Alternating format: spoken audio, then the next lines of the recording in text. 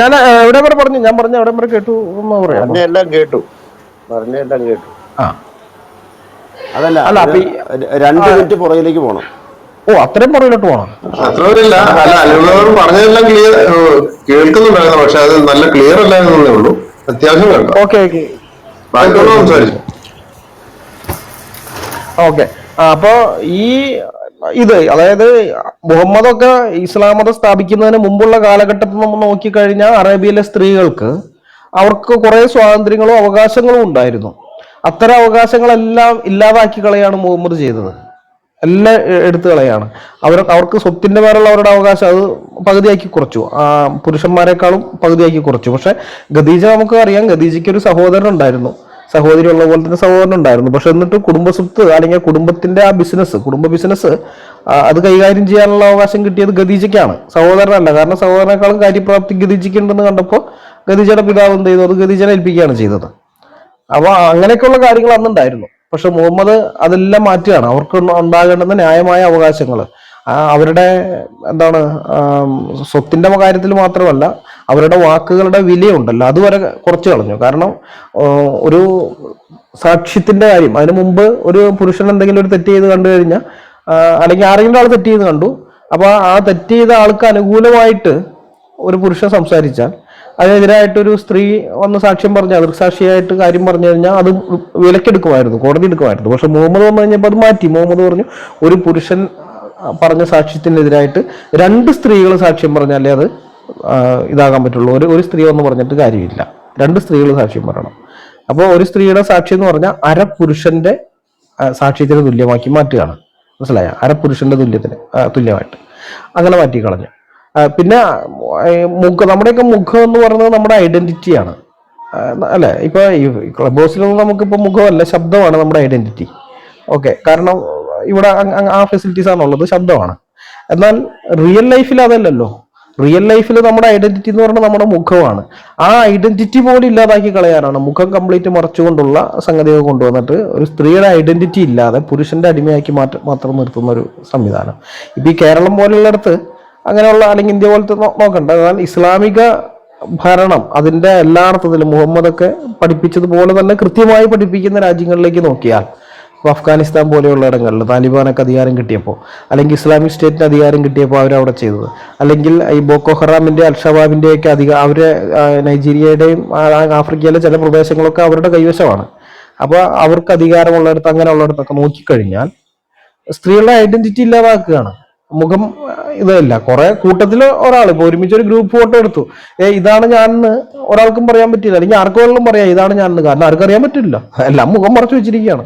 മുഖം മൂടിയിട്ട് നിൽക്കുന്ന പോലെ കുറെ ഉണ്ടാവും. പിന്നെ ആർക്കും വേണമെങ്കിലും പറയാം ഇത് ഞാനാണ്, അല്ലെങ്കിൽ അല്ലാന്ന് പറഞ്ഞു കഴിഞ്ഞാൽ നിഷേധിക്കാനും പറ്റില്ല. കാരണം ഐഡന്റിറ്റി ഇല്ലാത്ത സ്ഥിതിയായി പോയി അവിടെ. അങ്ങനെയൊക്കെ ആക്കി കളഞ്ഞിരിക്കുക. ആ വിധത്തില് ഈ സ്ത്രീകളുടെയൊക്കെ, ഇസ്ലാമിക സ്ത്രീകളുടെ ജീവിതം നശിപ്പിച്ച് നാറാണക്കല്ല് കൊണ്ടിച്ച ആൾക്കാരാണ് ഈ മുഹമ്മദും ഈ അള്ളാഹുവും. എന്നിട്ടാണ് ചിന്താശേഷിയും ബുദ്ധിയും ബോധവും ഏതായാലും തോടി പോയിട്ടില്ലാത്ത പല മുസ്ലിം സ്ത്രീകളും ഇവിടെ വന്നിട്ട് അള്ളാഹുവിനെയും മുഹമ്മദിനെയും ന്യായീകരിക്കാൻ നിൽക്കുന്നത്. അതിനേക്കാളും വലിയ ട്രാജഡി വേറെ ഇല്ല. ഇപ്പൊ സഹോദരൻ അയ്യപ്പൻ പണ്ട് പറഞ്ഞൊരു ഇതുണ്ട്. അദ്ദേഹം പറഞ്ഞത് അടിമയ്ക്ക് ചങ്ങല സ്വന്തമാണെന്ന് പറയുന്ന പോലെയാണ് ഒരു ഹിന്ദുമതം ഞങ്ങളുടെ സ്വന്തമാണെന്ന് പറയുന്നതെന്ന് ഒരു പ്രസ്ഥാനം നടത്തി. അപ്പൊ 2ാം ഭാഗം ഞാൻ വിടുകയാണ്. ഈ അടിമയ്ക്ക് കാലക്രമേണ, അടിമ ചങ്ങലയിൽ കിടക്കുമ്പോൾ കാലക്രമേണ അടിമയ്ക്ക് തോന്നും ഇതെന്റെയാണ്, ഇതെന്റെ സ്വന്തം ചങ്ങലയാണ്, ഇതെന്റെയാണ്, എനിക്കും അവകാശപ്പെട്ടാണ് എന്ന് തോന്നും. കാരണം അവന്റെ കാടിനാണല്ലോ എടുക്കുന്നത്, വേറെ ആരെയും പൊട്ടുന്നില്ല, അവന് മാത്രം അവകാശപ്പെട്ടത്. പക്ഷെ അതാ എന്റെയാണെന്നും പറഞ്ഞ് അവൻ നടക്കുന്നത്, അത് നടക്കുന്ന കാലത്തോളം അവൻ അതിന് കുരുങ്ങിക്കെടുക്കണം, അതിന്റെ അടിമത്തത്തിലത്. ഇത് പൊട്ടിച്ചെറിഞ്ഞ് ഞാൻ പുറത്ത്, എന്റെ അല്ല, എന്നെ പിടിച്ചവിടെ ബന്ധിച്ചിരിക്കുകയാണ്, ഞാനിത് പൊട്ടിച്ചെറിഞ്ഞ് പുറത്തു പോകണം എന്നാണോ യഥാർത്ഥത്തിൽ അവൻ ചിന്തിക്കേണ്ടത്. അങ്ങനെ ചിന്തിക്കുന്നതിന് പകരം നേരെ തിരിച്ച് ചിന്തിക്കുന്ന ചില ആളുകൾ, ഇസ്ലാം സ്ത്രീകളെല്ലാം ആ വിധത്തിൽ ചിന്തിക്കുന്നവരാണ്, മുസ്ലിം സ്ത്രീകളെല്ലാം ആ വിധത്തിൽ ചിന്തിക്കുന്നവരാണ്. ഈ ചെറുപ്പത്തിലെ എല്ലാവരും എന്ന് പറയാൻ പറ്റില്ല, അപൂർവം ചില ആളുകൾ, അപൂർവങ്ങളിൽ അപൂർവമായിട്ട് ചില ആളുകളൊക്കെ, ജാമ്യ ടീച്ചറെ പോലെയൊക്കെയുള്ള അങ്ങനെയൊക്കെ കുറച്ച് ആളുകൾ അത് മനസ്സിലാക്കി ചങ്ങല പൊട്ടിച്ചറിഞ്ഞു പോന്നിട്ടുണ്ട്. പക്ഷെ എന്നാലും ബഹുഭൂരിപക്ഷവും ഇപ്പോഴും ആ ചങ്ങലയൊക്കെ സ്വന്തമാണെന്ന് ജീവിക്കുന്നവരാണ്. അപ്പൊ അതൊക്കെ തകർത്ത് കളയുക, ഇത് നിങ്ങളെ നശിപ്പിക്കുകയുള്ളൂ. ഇസ്ലാം എന്ന് പറയുന്ന മതം അത് ആത്മീയമായും ഭൗതികമായും നിങ്ങളെ നശിപ്പിക്കുകയുള്ളൂ. അത് ആരനുസരിച്ച് നടക്കുന്നുവോ അവരെ നശിപ്പിക്കുകയുള്ളൂ. അപ്പൊ അതുകൊണ്ട് ആ മതം ഉപേക്ഷിക്കുക. അതിന്റെ പുറകിലുള്ള ആത്മാക്കൾ അത് നിങ്ങളുടെ നാശത്തിന് വേണ്ടി ആഗ്രഹിക്കുന്നവരാണ്. നിങ്ങളുടെ സന്തോഷ സമാധാനമൊന്നും അല്ല അതിന്റെ പുറകിലുള്ളവരുടെ ലക്ഷ്യം. അതുകൊണ്ട് പിശാചിനെ, ആ പൈശാചികമായിട്ടുള്ള എല്ലാ സംഗതികളെയും തള്ളിക്കളഞ്ഞിട്ട് നിങ്ങളുടെ നന്മ ആഗ്രഹിക്കുന്ന, നിങ്ങളുടെ നന്മയ്ക്ക് വേണ്ടി സ്വന്തം ജീവൻ വരെ ബലി കൊടുത്തിരിക്കുന്ന കർത്താവായ യേശു ക്രിസ്തുവിലേക്ക് നിങ്ങൾ വരിക, കർത്താവിനെ സ്വീകരിക്കുക, ദൈവത്തിന്റെ മക്കളായി തീരുക. ദൈവം നിങ്ങളെ അനുഗ്രഹിക്കട്ടെ. ആമേൻ.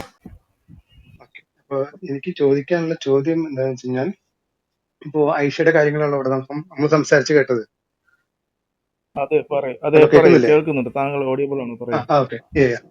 ഓക്കെ.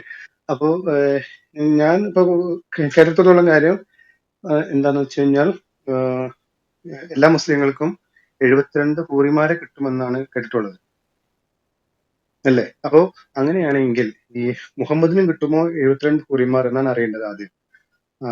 അങ്ങനെ മാത്രമല്ല, വേറൊരു കാര്യം ചോദിക്കാനുള്ളത്, ഈ 72 അപ്പോ ഒരാൾ പറഞ്ഞത് ഞാൻ കേട്ടത് എന്താണെന്ന് വെച്ച് കഴിഞ്ഞാൽ, ഈ ഭാര്യമാര്, ഈ ഒരാൾക്കൊരു ഭാര്യ ഉണ്ടെങ്കിൽ ആ ഭാര്യയായിരിക്കും ഈ ഹൂറിമാരുടെ നേതാവ് എന്നാണ്. അതായത് 72 ഹൂറിമാരിനെ അവരുടെ നേതാവായിട്ടിരിക്കുന്ന അയാളുടെ ഭാര്യയായിരിക്കും. അപ്പൊ അങ്ങനെയാണെങ്കിൽ ഈ മുഹമ്മദിന്റെ 72 ഹൂറിമാർ കിട്ടുമെങ്കിൽ ഈ ആയിഷ ആയിരിക്കോ ഇവരുടെയൊക്കെ നേതാവ്, ഈ ഹൂറിമാരൊക്കെ അറേഞ്ച് കൊടുക്കാനും ഒക്കെ? അതാണെന്ന് അറിയേണ്ടത്. അനിൽ ബ്രദറെ, കേട്ടിരുന്നോ ചോദ്യം? കേട്ടു ബ്രദറെ. ഇതിപ്പോ ഒരു ഭാര്യയുള്ള ആളുടെ അടുത്ത് ഈ ചോദ്യം ചോദിച്ചാൽ ഓക്കെയാണ്. ഇതിപ്പോ ഇത്രയും ഭാര്യമാരുള്ളതിൽ ആരാണ് ഇപ്പൊ നേതാവാകുക? നമുക്കിപ്പോ അതെങ്ങനെ പറയാൻ പറ്റുന്നത്? കുറെ ഭാര്യമാരുണ്ടല്ലോ. പുള്ളിക്ക് ഇഷ്ടപ്പെട്ട ഭാര്യ ആയിഷയാണ്. എന്നാൽ മക്കളുണ്ടാക്കി കൊടുത്ത ഭാര്യ എന്ന് പറഞ്ഞാൽ ഖദീജയാണ്. പിന്നെ ദരിദ്രനായി ഓട്ടക്കീശയുമായിട്ട്, ഓട്ടക്കാരന് പോലും കയ്യിലില്ലാതെ നടന്നിരുന്ന സമയത്ത് ഭർത്താവ് ഉദ്യോഗം കൊടുത്ത് ഒരു സമൂഹത്തിലൊരു നിലയും വിലയും മാന്യതയും ഉണ്ടാക്കി കൊടുത്ത ആള് ഈ ഖദീജയാണ്. പിന്നെ ഖദീജനെ അങ്ങനെ തള്ളൂ? അല്ല, ഖദീജ വന്നു കഴിഞ്ഞാൽ പിന്നെ മുഹമ്മദ് പഴയ മുഹമ്മദ് ആവില്ലേ? പഴയ പേടിത്തൊണ്ടൻ മുഹമ്മദ് ആവില്ലേ? അതെ അതെ അല്ല, അതെ. അനിൽ ബ്രദറെ, വേറൊരു കാര്യമില്ലേ, ഈ ധനാഢ്യയായിട്ടുള്ള സ്ത്രീകൾ സ്വർഗത്തിൽ പ്രവേശിക്കില്ല എന്ന് പറഞ്ഞിട്ടുണ്ടല്ലോ. അപ്പൊ ഖദീജ നല്ല ധനാഢ്യയായിട്ടുള്ള സ്ത്രീയാണല്ലോ. അപ്പൊ പിന്നെ അവിടെ അല്ല, ഖദീജയ്ക്ക് അത് സ്ഥാനം അത് അത് കാണും. കുഴപ്പമില്ല ബ്രദറെ. അവസാനമായി കഴിഞ്ഞപ്പോഴേക്കും ഖദീജ പാപ്പരായില്ലേ? മുഹമ്മദ് ഇസ്ലാം മതം ഉണ്ടാക്കി കഴിഞ്ഞതിന് ശേഷം പിന്നെ ഖദീജ പാപ്പരായി അവസാനം ആകുമ്പോഴേക്കും. അവര് ദാരിദ്ര്യത്തിലൊക്കെ പിന്നെ ജീവിച്ചതൊക്കെ പറയുന്നുണ്ട്. ഓക്കെ ബ്രദർ, ഞാനിത് ഇങ്ങനെ കേട്ടതുകൊണ്ട് ഞാൻ ചോദിച്ചിരുന്നില്ല. കാരണം ഇവര് 72 ഹൂറിമാര് പറയുന്ന കാര്യം കേട്ടപ്പോ അതിനകത്ത് സംശയം തോന്നിയത്, ഇങ്ങനെ ഈ മുഹമ്മദിന്റെ കാര്യം ആലോചിച്ചപ്പോ സംശയം തോന്നിയതാണ്. കാരണം ഈ ഇവിടുത്തെ സ്ത്രീകളുടെ സിറ്റുവേഷൻ, അതായത് സാധാരണ ഒരു മുസ്ലിം സ്ത്രീയുടെ സിറ്റുവേഷൻ, ഇവിടെ കഷ്ടപ്പെട്ട് ജീവിക്കുക, അതിന് സ്വർഗത്തിൽ ചെന്നാലും അവർ സ്വന്തം ഭർത്താവിന് പെണ്ണുങ്ങളെ കൂട്ടിക്കൊടുക്കുന്ന ഒരു അവസ്ഥ, പെണ്ണുങ്ങളെ സപ്ലൈ കൊടുക്കേണ്ട ഒരു അവസ്ഥ, അവരുടെ നേതാവായിട്ട് നിന്ന് സപ്ലൈ കൊണ്ടു കൊടുക്കുന്ന അവസ്ഥയാണ് സ്ത്രീകൾക്ക് എന്നുണ്ടെങ്കിൽ ഈ സ്ത്രീകളുടെ അവസ്ഥ എന്തായിരിക്കും? താങ്കളുടെ ചോദ്യം കഴിഞ്ഞോ? ഇനി വല്ല ചോദ്യം ഉണ്ടോ? ഇല്ലില്ല, ഇതേ ഉള്ളൂ. ഇത് പറയാൻ വേണ്ടി മാത്രമാണ് ഞാൻ പറയുന്നത്. ഓക്കെ. തോമസ് ബ്രദറെ, നിങ്ങളുടെ ചാൻസ് ആണ്. ഞാൻ വർഗീസ് അച്ചാനിലോട്ടൊന്ന് പോട്ടെ. അദ്ദേഹം നേരത്തെ എന്തോ ആഡ് ചെയ്യണമെന്ന് പറഞ്ഞായിരുന്നു. വർഗീസ് പാസ്റ്റർ കേൾക്കുന്നുണ്ടോ? വർഗീസ് പാസ്റ്റർ കേൾക്കുന്നുണ്ടോ? ഞാന് പറഞ്ഞത് ഇത്രേ ഉള്ളൂ. അനിൽ ബ്രദർ എന്ത് സംസാരിച്ചോണ്ട് പറഞ്ഞാലും ലാസ്റ്റ് ചിരിക്കണം, ഇല്ലെന്നുണ്ടെങ്കിൽ പറ്റത്തില്ല. കുറച്ച് ദിവസമായിട്ട് വർഗീസ് ഞാൻ ചിരിക്കുന്നില്ല. വലിയൊരു പ്രതിഷേധം ഇവിടെ ബാക്ക് ചാനലിൽ വന്നുകൊണ്ടിരിക്കുന്നത്.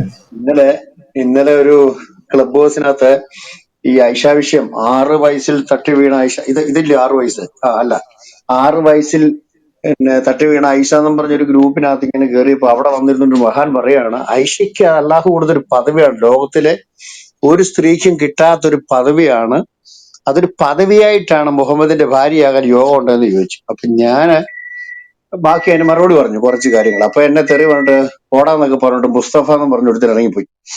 അപ്പം പിന്നെ ആ പദവികള് എന്ന് പറഞ്ഞാൽ 6 വയസ്സിൽ ഇവന്റെ ഭാര്യയായി വിരലെ പിടിച്ചുകൊണ്ട് നടക്കണം, 9-ാം വയസ്സിൽ ഈ 30 പുരുഷന്മാരുടെ ആരോഗ്യമുള്ള ഒരു പുരുഷനെ സഹിക്കേണ്ടി വന്ന ഒരു പെൺകൊച്ചിന്റെ അവസ്ഥ, അവസാനം പിന്നെ 18 വയസ്സിൽ വിധവയാവേണ്ട ഗതികേട്, ഒരു സ്ത്രീയുടെ ജീവിതത്തിനകത്തൊരു പൂർണ്ണത എന്നൊക്കെ പറഞ്ഞ് നമ്മുടെ ലോകത്തെല്ലാരും പറയുന്ന ഒരു കുഞ്ഞിനൊക്കെ ജന്മം കൊടുക്കുക എന്നുള്ളതാണ്.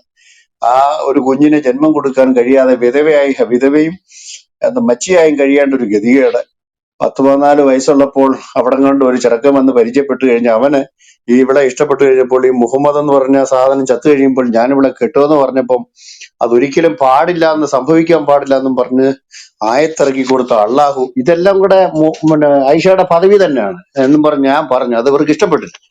അപ്പൊ ഇത് മുഹമ്മദിന്റെ ആ ഗതികെട്ട ഒരു ജീവിതം അവസാനം 60 വയസ്സുള്ളപ്പോഴാണ് മരിച്ചെന്ന് പറഞ്ഞത്. അത്രയും കാലം വിധവയായിട്ട് ജീവിക്കേണ്ടി കൊണ്ട് വന്നു.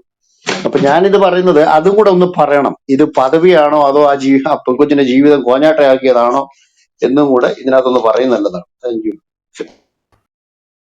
അതായത് ഈ മുഹമ്മദ് നബി മരിച്ചതിന് ശേഷം ഈ ഷിയ സുന്നി വിഭാഗങ്ങൾ ഉണ്ടായതില് എനിക്ക് തോന്നിയിട്ട് ഈ ആയിഷ വലിയൊരു പങ്ക് വഹിച്ചിട്ടില്ല. അതിനെക്കുറിച്ച് ചെറുതായിട്ടൊന്ന് പറയാം ആരെങ്കിലും.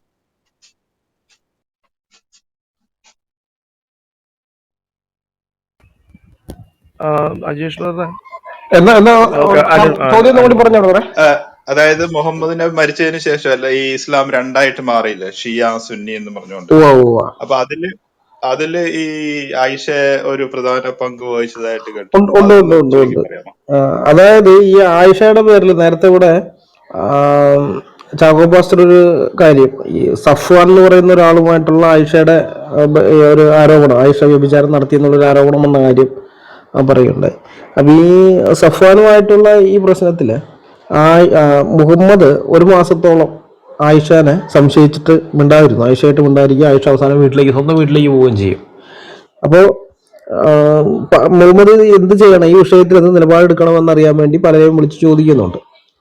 ഇങ്ങനെ ഒരു ആരോപണം വന്നിരിക്കുന്നു, അപ്പൊ എന്ത് ചെയ്യണം എന്നുള്ളത്. അപ്പോൾ പലരും പറഞ്ഞ ആയിഷ കുഴപ്പമില്ല, അത് വെറുതെ ഉണ്ടാക്കി പറയുന്നതാണ്, ആയിഷനെ അങ്ങനെ സംശയിക്കേണ്ട കാര്യമൊന്നുമില്ല എന്നൊക്കെ പറഞ്ഞപ്പോൾ അലി പറഞ്ഞു അങ്ങനെ അത് വേണ്ട, അത് ഉപേക്ഷിക്കുക, അവളെ ഡൈവോഴ്സ് ചെയ്യും. കാരണം അങ്ങക്ക് ഇഷ്ടംപോലെ സ്ത്രീകളെ അള്ളാഹു തരും, തന്നിട്ടുണ്ട്, ഇനിയും തരും, എത്ര വേണമെങ്കിലും കിട്ടും. പിന്നെ എന്തിനാണ് ഇങ്ങനെ ഒരു ആരോപണം ചുമക്കുന്ന ഒരാള്? അപ്പൊ അതുകൊണ്ട് അവരെ വേണ്ട, ഉപേക്ഷിക്കാൻ പറഞ്ഞു.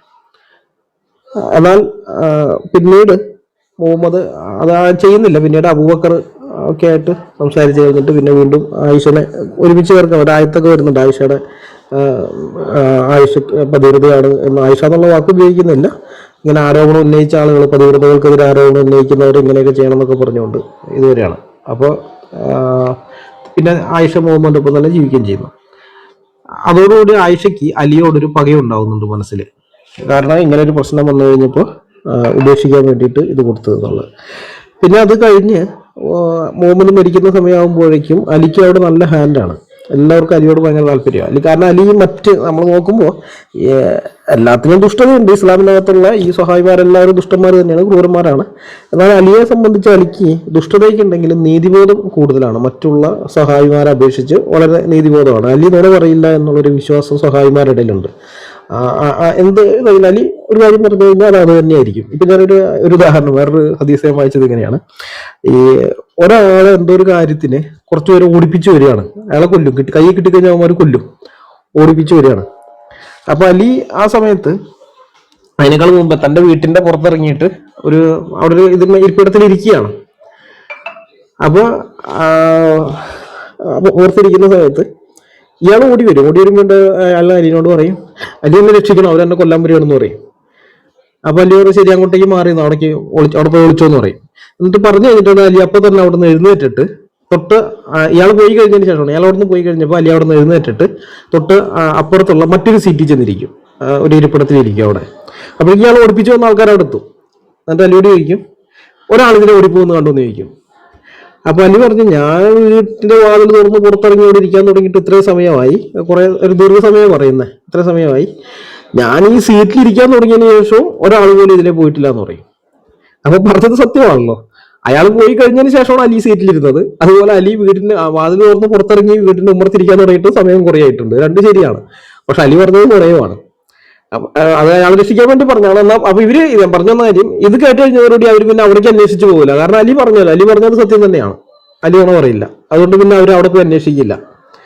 അപ്പൊ ഇത് അലി അത്രയൊരു വിശ്വാസം അവിടെ ആളുകൾക്ക് ഉണ്ടായിരുന്നു, അലി ഒരു കാര്യം പറഞ്ഞാൽ അത് സത്യമായിരിക്കുന്നുള്ളത്. അപ്പൊ ഇങ്ങനെയുള്ളതുകൊണ്ട് അടുത്ത ഖലീഫ ആകാനുള്ള സാധ്യത എല്ലാവരും കണ്ടത് അലീനെയാണ്. അലി ഖലീഫയാകും എന്നുള്ളതാണ്. മുഹമ്മദ് അലിയെ തന്നെ നോമിനേറ്റ് ചെയ്യാൻ വേണ്ടിയിട്ട് മരണക്കിടക്കയെ വെച്ചിട്ട് ഇത് ആവശ്യപ്പെടുന്നുണ്ട്, മറ്റേ എഴുത്തുപലക. പക്ഷെ ഇവർ കൊണ്ടു കൊടുക്കുന്നില്ല. ഇവർക്ക് മനസ്സിലായി, ഇത് ഉമറിന് മനസ്സിലായി അലീനെ ഖലീഫയാക്കാനുള്ള പരിപാടിയാണെന്ന്. അതുകൊണ്ട് അത് കൊണ്ടു കൊടുക്കുന്നില്ല. അതായത് മുഹമ്മദ് മരിച്ചു കഴിഞ്ഞതിന് ശേഷം അലി ഖലീഫയാകുമെന്ന് എല്ലാവരും പ്രതീക്ഷിക്കുന്നു. പക്ഷെ അപ്രതീക്ഷിതമായിട്ട് മറ്റു പലരും ഖലീഫ സ്ഥാനത്തിന് അവകാശം ഉന്നയിച്ചു വരുന്നു. ഉമർ, അബൂബക്കർ, അലി, ഇബ്നു സുബൈർ, ഇങ്ങനെ ഇല്ല ഇബ്നു സുബൈർ അല്ല വേറെ ആളാണ്. ഇങ്ങനെ കുറച്ച് പേരൊക്കെ വരുന്നുണ്ട് ഇത്. അപ്പൊ ഇവര് ഇതൊക്കെ വന്നു കഴിഞ്ഞപ്പോ അപ്പോഴാണ് ആയിഷ എന്ത് ചെയ്യുന്നത്, ആയിഷയ്ക്ക് പേടി വരുന്നത്. ആയിഷ അന്ന് ചെറിയ പെൺകുട്ടിയാണ്, 10 വയസ്സല്ലേ ഉള്ളൂ. ആയിഷ എന്താന്ന് വെച്ച് കഴിഞ്ഞാല് ഈ ആയത്ത്, ഈ വ്യഭിചാരികളെ കല്ലെറിഞ്ഞു കൊല്ലാൻ പറയുന്ന ആയത്ത്, ആ ആയത്ത് ആ സമയത്ത് ആയിഷ പറയുന്നത് ആ സമയത്ത് ആട് വന്ന് തിന്നുന്ന, നബി മരിച്ച് ഞങ്ങളിങ്ങനെ അങ്ങോട്ടും ഇങ്ങോട്ടൊക്കെ അതിന്റെ തിരക്കിലും ഇതൊക്കെ ആയ സമയത്ത് ഒരു ആട് വന്നിട്ട് ഈ ആയത്ത് അങ്ങ് തിന്ന് കളഞ്ഞു എന്നാണ് പറയുന്നത്. എഴുതി വെച്ച ആയത്ത് പലയിലൊക്കെയാണല്ലോ എഴുതി വെക്കുക. അപ്പൊ തിന്നു കളഞ്ഞു എന്ന്. പക്ഷെ നമുക്ക് ചിന്തിച്ചാൽ മനസ്സിലാവും ആയിഷ നശിപ്പിച്ച് കളയാണ് ചെയ്തിട്ടുണ്ടായത്. കാരണം എന്ന് വെച്ച് കഴിഞ്ഞാൽ ആയിഷയ്ക്ക് ഭയമുണ്ട് അലി ഖലീഫയാകും. അലി ഖലീഫയായാൽ ചിലപ്പോൾ എങ്ങാനും ആ പഴയ കേസ് സഫാനുമായിട്ടുള്ള ആ പഴയ കേസ് കുത്തിപ്പൊക്കി എടുത്തുകൊണ്ട് വന്നാൽ കല്ലെറിഞ്ഞ് കൊല്ലപ്പെടാനുള്ള സാധ്യതയുണ്ട്. അപ്പൊ അത് മനസ്സിലാക്കിയിട്ട് ആയിഷ അത് നശിപ്പിച്ചാകാനുള്ള സാധ്യത. എന്തായാലും അലി ഖലീഫയാകില്ല. ഖലീഫ ആയിഷയുടെ പിതാവ് അബൂബക്കർ ഖലീഫയാകും. അത് കഴിഞ്ഞ് അലി ഖലീഫയാകില്ല, ഉമറാകും. അത് കഴിഞ്ഞു അലി ഖലീഫയാകില്ല, ഉസ്മാനാകും. അത് കഴിഞ്ഞിട്ടാണ് പിന്നെ അലി ഖലീഫയാകുന്നത്. ഇതിനിടയിൽ പല ചതിയൊക്കെ ഉണ്ട്. അലി ഖലീഫയായി കഴിഞ്ഞതിന് ശേഷം അപ്പൊ ഈ ഉസ്മാനെ കൊല്ലുകയാണ് ചെയ്യുന്നത്. അബൂബക്കറിന് മക്കളൊക്കെ കൂടി ചേർന്ന് വന്നിട്ട് ഉസ്മാനെ കൊല്ലും. 3-ാം ഖലീഫ ഉസ്മാനെ കൊല്ലുന്ന ഭാഗം അതൊക്കെ വായിച്ചു കഴിഞ്ഞപ്പോൾ സത്യം പറഞ്ഞാൽ എനിക്ക് പോലും കണ്ടു പറഞ്ഞ ഉസ്മാനെ ആ കൊല്ലുന്ന രംഗം വായിച്ചപ്പോൾ. കാരണം ഉസ്മാൻ പറയുന്നുണ്ട്, ഉസ്മാന്റെ താടിക്ക് പിടിച്ച് അബൂബക്കറിനെ മോൻ വലിക്കുമ്പോൾ വലിച്ചത് ചെയ്യുന്ന സമയത്തുണ്ട് ഉസ്മാൻ പറയുന്നുണ്ട്, ഞാനും നിന്റെ പിതാവും ഒക്കെ എങ്ങനെ നടന്നതാണെന്ന് നീ ശരിക്കും അറിഞ്ഞിട്ടില്ല, അറിഞ്ഞിരുന്നെങ്കിൽ നീ എന്നോട് ഇങ്ങനെ ചെയ്യില്ലായിരുന്നു മകനെ എന്നൊക്കെ പറയുന്നുണ്ട് ഉസ്മാൻ. എന്നിട്ട് പിന്നെ തലക്കടിച്ചു വെട്ടി ഒറ്റടിക്ക് കൊല്ലുകയല്ല, പരമാവധി പീഡിപ്പിച്ച് ഇഞ്ചിഞ്ചായിട്ടാണ് കൊല്ലുന്നത്. ഇത്ര ഒരു വടിക്കൊക്കെ ഇരുമ്പിന്റെ ഇതുകൊണ്ട് തലക്കടിക്കുകയും മാവുണ്ട് ഒറ്റവെട്ടിനെ കൊണ്ടാൽ മതി, അത് ചെയ്യാതെ പല വിധത്തിൽ പീഡിപ്പിച്ചിട്ട് എന്നിട്ടും ഉസ്മാന്റെ ജീവൻ വിട്ടു പോയിട്ടില്ല. ഉസ്മാൻ അപ്പോഴും അവിടെ കിടന്നിട്ട് ഇങ്ങനെ ഓരോന്ന് ഇവരോട് സംസാരിക്കുന്നുണ്ട് ഇതായിട്ട് വളരെ ബന്ധപ്പെട്ട്.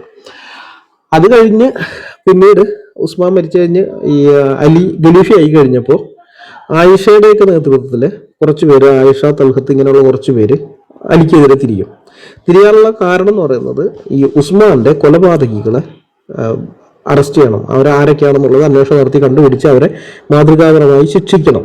അതിന് അലി വിമുഖത കാണിക്കുന്നത്, ശിക്ഷിക്കുന്നില്ല എന്നും പറഞ്ഞുകൊണ്ടാണ് ഇവർ തിരിയുന്നത്.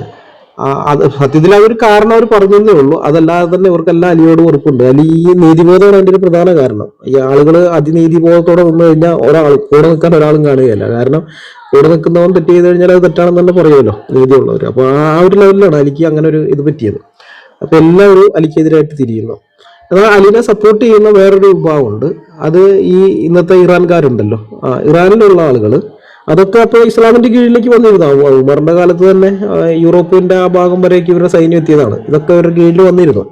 അപ്പോൾ ഇവർ ചെല്ലുന്ന സ്ഥലത്തെല്ലാം ഈ അറബി ഭാഷയും അറബി സംസ്കാരവും അടിച്ചേൽപ്പിക്കും. അത് ഇവരുടെ ഒരു ശൈലിയാണ്, ഇസ്ലാമിന്റെ ശൈലിയാണ്. അത് അവിടെയുള്ള സംസ്കാരത്തെ, തനത് സംസ്കാരത്തെ നശിപ്പിച്ചിട്ട് ഇങ്ങനെ ഇസ്ലാമിക സംസ്കാരം അറബി സംസ്കാരം അടിച്ചേൽപ്പിക്കുന്നത്.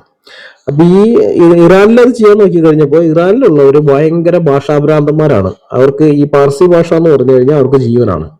അതുകൊണ്ട് അവിടെ അറബി അടിച്ചേൽപ്പിക്കാൻ അവർ സമ്മതിച്ചില്ല. അവർ പാർസി ഭാഷ വിട്ടു കളഞ്ഞില്ല. ബാക്കിയുള്ളവർക്കൊക്കെ അത് അവരടിച്ചേൽപ്പിക്കാൻ പറ്റി. ഇപ്പൊ ഈജിപ്ത് കോപ്റ്റിക് ഭാഷയായിരുന്നു അവിടെ ഉണ്ടായിരുന്നത്. ആ കോപ്റ്റിക് ഭാഷ ഇപ്പോൾ അവിടെ സംസാരിക്കുന്നത് കോപ്റ്റിക് ക്രിസ്ത്യൻസ് മാത്രമാണ്. ബാക്കിയുള്ളവരൊക്കെ അറബികളായി, അറബ് ഭാഷ സംസാരിക്കുന്നവരായി. അല്ലെങ്കിൽ ഇറാഖിൽ കൽദയ ഭാഷ ഉണ്ടായിരുന്നതാണ്. കൽദയ ഭാഷ ഇന്നില്ല, അവിടെ അറബിയാണ്. അല്ലെങ്കിൽ സിറിയയിലുണ്ടായിരുന്ന അരാമിക്കാണ്, അവിടെ അറബിയായി. ഇങ്ങനെ ഓരോ പ്രദേശത്തും അറബിയാണ്. പക്ഷെ ഇറാൻ മാത്രം ആ കാര്യത്തിൽ സ്ട്രോങ് ആയിട്ട് നിന്നു. അവർക്ക് അവരുടെ ഭാഷ വലിയ കാര്യമായിരുന്നു. ഇവര് അതിന് പറഞ്ഞിരുന്നത് സ്വർഗത്തിലെ ഭാഷ അറബിയാണ്, അള്ളാഹു സംസാരിക്കുന്ന അറബി ഭാഷയിലാണെന്നൊക്കെ പറഞ്ഞുകൊണ്ടൊക്കെ ഹദീസുകളൊക്കെ കുറെ ഹദീസുകൾ, ഇങ്ങനെ വ്യാജ ഹദീസുകളുണ്ട്. നിലവിൽ ഇപ്പൊ ഒരു ഔദ്യോഗികമായിട്ട് അംഗീകരിക്കുന്നതിന്റെ ഏതാണ്ട് ഒരു 100 ഇരട്ടിയോളം ഹദീസുകൾ, വ്യാജ ഹദീസുകളുണ്ട്. അപ്പൊ അത്ര രണ്ടു കൂട്ടർ ഇറക്കുന്നുണ്ട്. പിന്നീട് ഈ ഇറാനികൾ ഇറക്കുന്നുണ്ട് ഹദീസ്. അള്ളാഹു സാധാരണഗതിയിൽ അറബി ഈ ഇറാനിയൻ ഭാഷ സംസാരിക്കും. ദേഷ്യം വരുന്ന സമയത്ത് ശാപവും അതുപോലെ ചീത്ത വാക്കുകൾ പറയുമ്പോൾ അപ്പോൾ മാത്രമേ അറബിയിൽ സംസാരിക്കുള്ളൂ എന്നൊക്കെ പറഞ്ഞിട്ടുള്ള ഹദീസ് വേറെയുണ്ട്. രണ്ടു കൂട്ടരും മത്സരിച്ച് ഹദീസുകളൊക്കെ ഇറങ്ങിയിട്ടുണ്ട്. അപ്പൊ ഏതായാലും ഈ അലി എന്തെന്ന് വെച്ചാൽ അലിക്ക് ഇങ്ങനെ ഭാഷാഭ്രാന്ത് ഉണ്ടായില്ല, അറബി ഭാഷാഭ്രാന്ത് ഉണ്ടായില്ല. അതുകൊണ്ട് അലി ഈ കാര്യത്തിൽ അത് അവർക്ക് ഇഷ്ടമില്ലെങ്കിൽ അവിടെ അറബി ഭാഷ അടിച്ചേൽപ്പിക്കേണ്ടതില്ല എന്നുള്ളൊരു നിലപാടാണ് എടുത്തത്. ഈ കാരണം കൊണ്ട് ഇറാനിലുള്ളവർ അലീനെ സപ്പോർട്ട് ചെയ്തു. അങ്ങനെയാണ് അവർ ഈ ഷിയാത്ത് അലി എന്ന് പറഞ്ഞു. ഷിയാത്ത് അലി എന്ന് പറഞ്ഞാൽ അലിയുടെ പാർട്ടിക്കാർ. ഷിയാത്ത് എന്ന് പറഞ്ഞു കഴിഞ്ഞാൽ പാർട്ടി, കക്ഷി, അലിയുടെ കക്ഷിക്കാർ. അതാണ് പിന്നീട് ഷിയ എന്ന് ചുരുങ്ങുന്നത്. അങ്ങനെ ഈ കൂട്ടര് അലീനെ സപ്പോർട്ട് ചെയ്യുന്നു, ബാക്കിയുള്ളവരൊക്കെ അലിക്കെതിരായിട്ട് നിൽക്കുന്നു. അവസാനം ഒരു യുദ്ധമൊക്കെ ഉണ്ട്. ഈ അലിയുടെ പക്ഷക്കാരും ആയിഷയുടെ പക്ഷക്കാരും തമ്മിലുള്ള ഒരു യുദ്ധമുണ്ട്. ജമൽ യുദ്ധം എന്നാണ് അറിയപ്പെടുന്നത്. ജമൽ എന്ന് പറഞ്ഞാൽ ഒട്ടകം എന്നർത്ഥം. അതിന്റെ കാരണം ഈ യുദ്ധത്തില് ആയിഷയുടെ പക്ഷക്കാർക്ക് നേതൃത്വം കൊടുത്തത്, യുദ്ധരംഗത്ത് ഇറങ്ങി യുദ്ധം ചെയ്തത് ആയിഷ തന്നെയാണ്. അപ്പൊ ആയിഷ ഒരു ഒട്ടകത്തിന്റെ പുറത്ത് കയറിയിട്ടാണ് യുദ്ധത്തിന് നേതൃത്വം കൊടുക്കുന്നത്. അതുകൊണ്ടാണ് അത് ജമൽ യുദ്ധം എന്ന് അറിയപ്പെടുന്നത്. 10,000 ഇരുവശത്തും മരിച്ചു പോകുന്നു മുസ്ലിങ്ങളുടെ ഇതില്. ആ അവസാനം അത് അലിയുടെ പക്ഷക്കാർ ജയിക്കും. ആയിഷയുടെ കൂടെ ഉണ്ടായിരുന്ന തൽഹത്തൊക്കെ പല പ്രമുഖ സ്വഹാബികളും കൊല്ലപ്പെടും. ആയിഷനെ കൊല്ലില്ല, ആയിഷനെ ജീവനോടെ തന്നെ തിരിച്ച് അയക്കുകയും ചെയ്യും. പക്ഷെ ആ ഒരു യുദ്ധം കഴിഞ്ഞതോടുകൂടി ഇത് കംപ്ലീറ്റ് ആയി, ഈ എതിർപ്പ്. അതിനിടയിൽ വേറെ കൂട്ടരുണ്ട് കേട്ടോ. ഈ അബു സുഫിയാൻ എന്ന് പറയുന്ന ആളുണ്ടായിരുന്നു. മക്കയിലൊരു വളരെ പൗരപ്രമാണിയാണ്, നല്ല കച്ചവടക്കാരനൊക്കെയാണ് അബു സുഫിയാൻ. ഈ അബു സുഫിയാൻ മുഹമ്മദിന് ഭയങ്കരമായിട്ട് എതിർത്ത് നിന്നിരുന്ന ആളാണ്. അബു സുഫിയാനെ കൊല്ലാൻ വേണ്ടി മുഹമ്മദ് പലവട്ടം ഈ കൊട്ടേഷൻ ടീമിനെ അയക്കുന്നുണ്ട്. പക്ഷെ കൊല്ലാൻ പറ്റില്ല. അയാള് മുഹമ്മദിനേക്കാളും ബുദ്ധിയുള്ള ആളാണ്. അവസാനം ഇവര് ചതിയിലൂടെ ഈ മക്ക കീഴടക്കി കഴിഞ്ഞതിന് ശേഷം അബു സുഫിയാന് വേറെ നിവൃത്തിയില്ലാണ്ട് നിർബന്ധമായിട്ട് ഇസ്ലാം മതം സ്വീകരിക്കേണ്ടി വന്നു. ഇസ്ലാം മതം സ്വീകരിക്കേണ്ടി വന്നു കഴിഞ്ഞപ്പോൾ ഇയാളെ സംബന്ധിച്ചത് അയാളുടെ ഈഗോയ്ക്കേറ്റ പ്രഹരമാണ്. കാരണം അയാൾ അവിടെ പൗരപ്രമാണിയാണ്, എല്ലാവരും ബഹുമാനിക്കപ്പെടുന്ന ആള്. പക്ഷെ ഇനിയിപ്പോ മുഹമ്മദിനെ ഇയാൾ ബഹുമാനിക്കണം, ആ ഒരു സ്ഥിതിയിലായി. അപ്പൊ അത് അബൂ സുഫിയാന്റെ കുടുംബത്തിൽ അതൊരു ഭയങ്കര നാണക്കേടായി. പിന്നീട് നമ്മൾ നോക്കുമ്പോൾ ഈ അബൂ സുഫിയാന്റെ കുടുംബക്കാര് അവര് മുഹമ്മദിന്റെ മക്കളോട്, പേരക്കുട്ടികളോടൊക്കെ ചെയ്യുന്ന ക്രൂരത, ഈ അലിയുമായിട്ടുള്ള യുദ്ധം. അബൂ സുഫിയാന്റെ മകനുണ്ട്, എന്താണ് മർവാനല്ല, മറ്റേ ആ പേര്, അയാൾ ഖലീഫയായിട്ട് പ്രഖ്യാപിക്കുന്നുണ്ട്. ഒരേ സമയം 2 ഖലീഫമാർ വരുന്നത്. അപ്പൊ ഈ മുഹമ്മദിന്റെ കീഴിലുള്ള ഒരു ഗവർണറായിരുന്നു, അലി ഖലീഫ ആയിരിക്കുമ്പോൾ കുഫയിലെ ഗവർണറായിരുന്നു അയാൾ. ഗവർണറായിരിക്കുന്ന സമയത്ത് അയാൾ പിന്നെ അലിക്കെതിരെ തിരിഞ്ഞ് സ്വയമായിട്ട് ഖലീഫയാണ്, താനും ഖലീഫയാണെന്ന് പ്രഖ്യാപിക്കുകയാണ്. എന്നിട്ട് ഈ കൂട്ടർ ഇവര് അലിയുമായിട്ട് യുദ്ധമുണ്ട്. ഹസനെ ഹുസൈൻ, മുവാവിയ എന്നാണ് പേര്, മുവാവിയ. ഹസനെയും ഹുസൈനെയും കൊല്ലുന്നതിൽ ഈ മുവാവിയക്ക് നല്ല പങ്കുണ്ട്. പിന്നെ ആ ഒരു കൂട്ടർ അവരൊരു കുറെ നാളെ അവർ ഭരിക്കുന്നുണ്ട്, ഒരു രാജവംശമായിട്ട് അവർ നിൽക്കുന്നുണ്ട്, ഉമയ്യാദ് ഡൈനാസ്റ്റി. ആ ഉമയ്യാദ് ഡൈനാസ്റ്റി ഈ മുഹമ്മദിന്റെ പേരക്കുട്ടി ഹുസൈനെ കൊല്ലുന്നുണ്ട്. കൊന്നു കഴിഞ്ഞതിന് ശേഷം ആ ശവകുടീരത്തിൽ, അലിയുടെയും ശവകുടീരത്തിലേക്കൊക്കെ വെള്ളം, അവിടേക്ക് തോട് കെട്ടിയിട്ട് വെള്ളം അവിടേക്ക് ആക്കിയിട്ടുണ്ട്. ആ ശവകുടീരം തന്നെ അങ്ങ് ഒഴുക്കി കളയുന്നുണ്ട്. അങ്ങനെയൊക്കെയുള്ള എല്ലാ ഇതും ചെയ്യുന്നുണ്ട്. അതൊരു വശത്ത്. അപ്പോഴാണ് ഇപ്പുറത്ത് ആയിഷയുടെ വക വേറെ ഇങ്ങനെയൊക്കെയുള്ള ഈ പ്രശ്നങ്ങളെല്ലാം വരുന്നത്. അപ്പൊ അതിൽ ഈ ആയിഷയുടെ വ്യഭിചാരോപണമാണ് ഒരു പ്രധാന ഘടകമായിട്ട് വരുന്നത്. ഷിയ എന്ന് പറയുന്ന ഒരു വിഭാഗം ഉണ്ടാകുന്നതിൽ ഒരു വളരെ പ്രധാനപ്പെട്ട ഒരു പങ്ക് ആയിഷയും സഫ്വാനും തമ്മിലുള്ള വ്യഭിചാരോപണത്തിലുണ്ട്.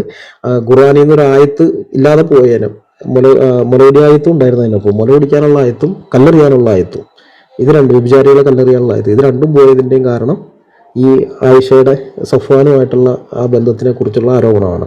അങ്ങനെ അപ്പൊ അതാണ് ഇവര് ഈ ഒരു ഗ്രൂപ്പ്. ഇത് ഇതിനിടയിൽ വേറെ ഉണ്ട്, ഖവാരിജുകൾ എന്ന് പറയുന്നത് വേറൊരു വിഭാഗം വരുന്നുണ്ട്. അവർ അലിയുടെ പക്ഷക്കാരായിരുന്നു, പിന്നെ അലിയായിട്ട് തെറ്റിപ്പിരിഞ്ഞ് അവർ പോയി. അത് കഴിഞ്ഞതിന് ശേഷം പിന്നെ ഈ അലിയുടെ പക്ഷക്കാരും മറ്റേ പക്ഷക്കാരും ഷിയാകളും സുന്നികളും കൂടി ചേർന്നാണ് പിന്നെ ഖവാരിജുകളെ ഇല്ലാതാക്കുന്നത്. ഖവാരിജുകളെ ഇല്ലാതാക്കാൻ വേണ്ടിയിട്ട് അവര് ഇഷ്ടം പോലെ ഹദീസുകൾ 2 കൂട്ടരും തച്ചിനെഴുതി ഇറക്കിയിട്ടുണ്ട്. ഖവാരിജുകളൊക്കെ ഭയങ്കര ഇതുണ്ട്, പ്രത്യേകത. അവരൊരു 40 പേര് വരുന്ന ഒരു സൈന്യം 2000-ഓളം വരുന്ന മുസ്ലിം സൈന്യത്തെ തോൽപ്പിച്ച് ഓടിപ്പിച്ചിട്ടുണ്ട്. ഖവാരിജുകൾ 40 പേരേ ഉള്ളൂ, അവർ 2000 പേരുണ്ട്. ഈ 40 പേര് 2000 പേരെ തോൽപ്പിച്ച് ഓടിപ്പിച്ചിട്ടുണ്ട്. ഖവാരിജുകളിൽ സ്ത്രീകളും ഉണ്ടായിരുന്നു. അത് കവിതകളൊക്കെ ആയിട്ട് കവിതയൊക്കെ പാടുന്ന സ്ത്രീകൾ, ഭയങ്കര യുദ്ധക്കാരി. അതിലൊരു ഖവാരിജി സ്ത്രീ, അവരുടെ പേര് ഓർമ്മ കിട്ടുന്നില്ല, ആ സ്ത്രീ ഈ കവിത പാടിക്കൊണ്ടുവന്നിരുന്നത് ഇങ്ങനെയാണ്: എൻ്റെ ഈ തല എനിക്ക്, അവർ കുറെ യുദ്ധത്തിൽ പങ്കെടുത്ത് അവർ വിജയിച്ചാണ്. എന്നിട്ട് അവരുടെ കവിത ഇങ്ങനെ: എൻ്റെ ഈ തല ഞാൻ ചുവന്നുകൊണ്ട് നടക്കാൻ തുടങ്ങിയിട്ട് കാലം കുറയായി, എൻ്റെ കഴുത്തിന് മുകളിൽ ഞാനിത് ചുവന്നുകൊണ്ട് നടക്കുന്നത്, എനിക്ക് തന്നെ ഇതൊരു ഭാരമായി തോന്നുന്നു. ഈ തല എൻ്റെ കഴുത്തിൽ നിന്ന് ഇറക്കി വെച്ച് എന്നെ സഹായിക്കാൻ കെൽപ്പുള്ള ആണുങ്ങൾ ആരും ഇവിടെ ഇല്ലേ എന്നൊക്കെയാണ് ഈ ഒരു കവിതയിലൂടെ ചോദിക്കുന്നത്. അത്ര ഇതൊക്കെ ആയിട്ടുള്ള ഈ ഖവാരിജുകൾ അവർക്ക് തോൽപ്പിക്കാൻ പറ്റാണ്ട് പിന്നെ ഒരു വ്യാജ ഹദീസുകൾ ഉണ്ടാക്കി മുഹമ്മദ് പറയുന്നതായിട്ട്. അന്ത്യകാലത്ത് ചില ആളുകൾ വരും, അവര് ഈ ഖവാരിജുകളുടെ ലക്ഷണം, ഖവാരിജുകളുടെ പേര് ഉപയോഗിച്ചില്ല, ലക്ഷണങ്ങളൊക്കെ പറഞ്ഞു, ഇങ്ങനെയുള്ള ആരെങ്കിലും, അങ്ങനെയുള്ളവര് ആരാണെങ്കിലും അവരെ അപ്പൊ തന്നെ ഇല്ലാതാക്കണം, നിങ്ങൾ കാണിച്ചു കൊടുക്കണം, കൊല്ലണം, അവരെ ഭരണകൂടത്തെ അറിയിക്കണം എന്നൊക്കെയുള്ള നിലയിൽ മുഹമ്മദ് പറഞ്ഞിട്ടുണ്ടെന്ന് പറഞ്ഞ് ഹദീസുകൾ ഇറക്കാൻ തുടങ്ങി. അങ്ങനെ വന്നു കഴിഞ്ഞപ്പോഴാണ് പിന്നെ ഇല്ലാതായി പോകുന്നത് ഇവർ. കാരണം എന്ന് വെച്ച് കഴിഞ്ഞാൽ അതുവരേക്കും ഇവർ ഈ മാവോയിസ്റ്റുകളൊക്കെ പോലെയാണ്, ജനങ്ങളുടെ ഇടയിൽ തന്നെ ഇരിക്കുകയാണ്. ഇവർ ഗവാരിജാണെന്ന് ആർക്കും അറിയില്ല. സാധാ ഒരു സുന്നി മുസ്ലിം അല്ലെങ്കിൽ ഷിയ മുസ്ലിം എന്നൊക്കെ മറ്റുള്ളവർ കാണുന്നുള്ളൂ. പക്ഷെ ഒരു പ്രശ്നം എന്തെങ്കിലുമൊക്കെ വരുന്ന സമയത്താണ് ഇവന്മാർ ഒരുമിക്കുന്നത്. പെട്ടെന്ന് ഒരുമിച്ചിട്ട് അപ്പോഴും അറിയുന്ന ഇവൻ ഗവാരിജ ആയിരുന്നു എന്നുള്ളത്. അപ്പൊ ഇത് വീട്ടുകാർക്ക് ചിലപ്പോൾ അറിയായിരിക്കും, കുടുംബത്തിലുള്ളവർക്ക് അറിയായിരിക്കും അംഗവാരിച്ചാണെന്നുള്ളത്, പക്ഷെ പറയില്ല, പുറത്ത് പറയില്ല, കൊല്ലും എന്നുള്ളതുകൊണ്ട്. പക്ഷെ ഈ ഹദീസുകൾ വരാൻ തുടങ്ങിയതോടുകൂടി പിന്നെ വീട്ടുകാർക്ക് ഏറ്റവും വലുത് ഇതാണല്ലോ, സ്വർഗത്തിൽ പോകുക എന്നുള്ളതാണല്ലോ. ഹൂറികളല്ലേ, 72 ഹൂറികളല്ലേ. അപ്പൊ അതുകൊണ്ട് സ്വന്തം മക്കളെ തന്നെ ഒറ്റുകൊടുക്കാൻ തുടങ്ങി മാതാപിതാക്കൾ. ഇത് എൻ്റെ മോൻ ഗവാരിജാണ്, ഗവാരിജാണ്. അങ്ങനെ പിടിച്ച് പിടിച്ച് പിടിച്ച് ഇവരെ ഇല്ലാതാക്കി കളയാണ് ചെയ്തത്. അപ്പൊ അതങ്ങനെ വേറൊരു കൂട്ടരുണ്ട് ഇതിനകത്ത്. കുറെ ഉണ്ട്, ഇത് രസമാണ്. കുറെയൊക്കെ വായിക്കുമ്പോൾ ക്രൂരത ഒരു വശത്ത് ഭയങ്കരമായിട്ടുണ്ട്. ഇവരുടെ ക്രൂരത മാത്രമേ ഉള്ളൂ. എന്നാൽ ചരിത്രത്തിൽ താല്പര്യമുള്ള ആൾക്കാർക്ക് ഇത് രസകരമായിട്ട് വായിച്ചു പോകാനും പറ്റും. ഇന്ന് വളരെ ക്രൂരത ഒന്നും വന്നിട്ടുണ്ടല്ലോ അല്ലേ ബ്രദറെ? എന്താ പറയുക? ഇത് ഇന്നത്തെ ഒരു ക്രൂരത കേട്ടോ. കിണറ്റിൽ വിഷം കലർത്തി പ്രതി അറസ്റ്റിൽ. വെണ്ണിയോട് ജനകീയ ഹോട്ടലിന്റെ കിണറ്റിൽ വിഷം കലർത്തിയ സംഭവത്തിൽ പ്രതിയെ പോലീസ് അറസ്റ്റ് ചെയ്തു. കോട്ടത്തറ ഗ്രാമപഞ്ചായത്തിന് സമീപം ഹോട്ടൽ നടത്തുന്ന ബാണംപ്രവൻ വീട്ടിൽ മമ്മൂട്ടിയെയാണ് കമ്പളക്കാട് പോലീസ് അറസ്റ്റ് ചെയ്തത്. നല്ല രീതിയിൽ പ്രവർത്തിച്ചു വരുന്ന വെണ്ണിയോട് ഗ്രാമപഞ്ചായത്ത് ഓഫീസിനടുത്ത് സ്ഥിതി ചെയ്യുന്ന ജനകീയ ഹോട്ടലിന്റെ കിണറ്റിലാണ് മായം കലർത്തിയത്. നിരവധി പേരാണ് ദിവസവും ഇവിടെ ഭക്ഷണം കഴിക്കാനായി വന്നുകൊണ്ടിരുന്നത്. വയനാട്ടിൽ നിന്നുള്ള ഒരു ഫോട്ടോ. ഇവനെയൊക്കെ എന്താ ചെയ്യേണ്ടത്? ഒരു കുട്ടികൾക്ക് വരെ അവിടുന്ന് ഭക്ഷണം മേടിച്ചു പോകുന്നുണ്ട്. ഈ ദ്രോഹം തന്നെയല്ല അന്നുപേർ ഇപ്പൊ പറഞ്ഞത്, തമ്മിൽ ദ്രോഹം ചെയ്തുകൊണ്ടിരിക്കുകയാണ്. ഇതൊക്കെ തന്നെ ബ്രദറെ, ഇങ്ങനെയൊക്കെ ഉള്ളത് തന്നെ. അല്ല ബ്രദറെ, ഇന്നേ നമ്മുടെ യഹിയ എന്ന് പറയുന്ന ഒരു ക്രിമിനൽ ഉണ്ടല്ലോ, ഒരു ജിഹാദി പൊട്ടിത്തെറിക്കാൻ നടക്കുന്നത്. അതായത് മുഹമ്മദ് ഈസ പെരുമ്പാവൂരിന്റെ ചേട്ടനെന്ന് വീമ്പിളക്കുന്ന ആ യഹിയ എന്ന ജിഹാദി ഇന്ന് പറയുകയാണ്, പലരും മാനസാന്തരപ്പെട്ടത് ജയിലിൽ വെച്ചാണ്, അല്ലെങ്കിൽ ജയിലിൽ കിടന്ന് മാനസാന്തരപ്പെട്ട ഒരുപാട് പേര്. അപ്പം അവൻ തന്നെ സമ്മതിച്ചു, ഏത് ക്രിമിനലിനെ മാനസാന്തരപ്പെടുത്താൻ കഴിവുള്ള ആംബിയറുള്ള ലോകത്തെ ഒരു ഗ്രന്ഥം മാത്രമേ ഉള്ളത്, പരിശുദ്ധ ബൈബിൾ മാത്രമാണ്. എന്നാല് ഈ കഴിഞ്ഞ ആഴ്ച ഇവിടുന്ന് അഫ്ഗാനിസ്ഥാനെ പൊട്ടിച്ചിതറാനായിട്ട് പൂത്തിരി കത്തിക്കാനായിട്ട് ഒരുത്തം പോയായിരുന്നു. അവിടെ പോയി പൂത്തിരിയായി. ഏതോ ഒരു പാകിസ്ഥാനി പെണ്ണിനെ കണ്ട് കല്യാണം കഴിക്കാൻ പോകുന്നതിന്റെ കൂട്ടത്തില് അതും കേരളത്തിൽ കിടന്ന ഏതോ കുഗ്രാമത്തിൽ കിടന്ന ഒരു മനുഷ്യൻ ഖുറാൻ എന്ന് പറയുന്ന പുസ്തകം വായിച്ചപ്പോ അവന് കിട്ടിയ ഏറ്റവും വലിയ ബോധ്യം എന്ന് പറയുന്ന അഫ്ഗാനിസ്ഥാനിൽ നിന്ന് അങ്ങനെ എത്ര പെമ്പിള്ളേർ പോയി, അതും നല്ല വിദ്യാഭ്യാസമുള്ള എത്രയോ പെമ്പിള്ളേർ പോയിട്ട് അഫ്ഗാനിസ്ഥാനിൽ പോയിട്ട് പൂതിരിയായി. എന്റെ ജിഹാദി യഹിയ, എടാ ക്രിമിനലെ, പരിശുദ്ധ ബൈബിൾ വായിച്ചിരുന്ന പലരും ഇന്ന് മാനസാന്തരപ്പെട്ട് അവൻ മനുഷ്യനായിട്ട് ജീവിക്കുന്നു. നിന്റെ കിതാബ് വായിച്ചിട്ട് എത്ര പേര് മാനസാന്തരപ്പെട്ട? നിന്നെ പോലെ കുറെ ലോകത്തിന് ശാപമായിട്ട് കുറെ ജിഹാദികളെ ഉണ്ടാക്കിയെന്നല്ലാതെ എത്ര പേരെങ്കിലും മാനസാന്തരപ്പെട്ടിട്ടുണ്ടോ? ഏതെങ്കിലും ഒരുത്തനെങ്കിലും ഇന്ന് മനുഷ്യനായിട്ട് ജീവിക്കുന്നുണ്ടോ? നീ തന്നെ എടുത്തു വെച്ച് നോക്ക്. ഈ ക്ലബ് ഹൗസിൽ വന്ന് കിടന്ന് ഇന്ത്യക്കെതിരെയും അല്ലെങ്കിൽ ഇന്ത്യൻ ഭരണഘടനയ്ക്കെതിരെ എന്താ പറയുക, വിഭാഗീയ പ്രവർത്തനങ്ങൾ ഉണ്ടാക്കുക,